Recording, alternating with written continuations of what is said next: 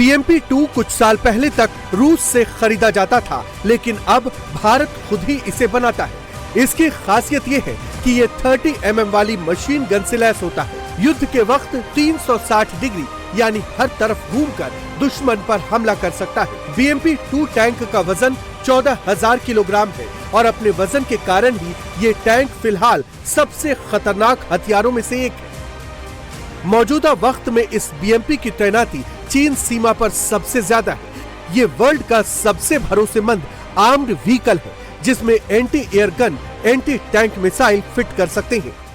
इस समय international border से लेकर लाइन ऑफ कंट्रोल तक BMPs को तैनात किया गया है। उसके साथ साथ हाई ऑल्टीट्यूड एरिया, चाहे वो लद्दाख का हो या अरुणाचल प्रदेश में, वहां पर भी BMP-2 का डिप्लॉयमेंट है। हम आपको बता दें कि ऑपरेशन सिंदूर के वक्त इसने लॉजिस्टिक और ट्रूप मूवमेंट के लिए बहुत ही इंपॉर्टेंट काम किया। इन्फेंट्री कॉम्बैट व्हीकल हाल ही के दिनों में इसे और मॉडर्नाइज करने की पूरी तैयारी है और इस एक्सरसाइज में भी आप इधर देखेंगे तो ये BMP है, उसमें एंटी एयरक्राफ्ट गन लगा है। उसके अलावा इसके अंदर एंटी टैंक गाइडेड मिसाइल से इसे लैस किया जा सकता है। डे नाइट ऑपरेशनल कैपेबिलिटी है। यहाँ तक कि अगर पानी काफ़ी ज़्यादा है, करीबन 5 मीटर से ज़्यादा है, तो ये आसानी से फ्लोट कर सकता है। ये ऊपर जो आपको दिखाई दे रहा है, दरअसल ये कोब केज है।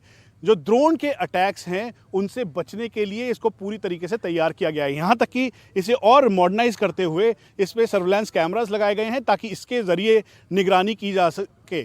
PTZ कैमरा, जिसको हाई डेफिनेशन कैमराज हैं, उसका इस्तेमाल, और उसके अलावा ये जो आप देख रहे हैं इसके अंदर पूरा ट्रूप मूवमेंट के तौर पर जो आप देखेंगे तो ये करीबन 3+7 की फॉर्मेशन में जवान आसानी से इसमें रह सकता है और यही वजह है कि इसको मूव करते हुए एक जगह से दूसरी जगह ले जाने के लिए पूरा सक्षम है।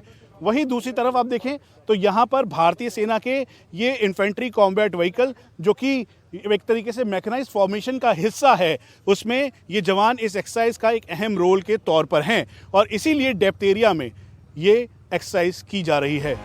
राम प्रहार वॉर एक्सरसाइज में BMP के अलावा T-72 tank, drone, rocket launcher, mortar, Apache attack helicopter, Rudra helicopter समेत कई एडवांस और घातक हथियारों की टेस्टिंग की गई।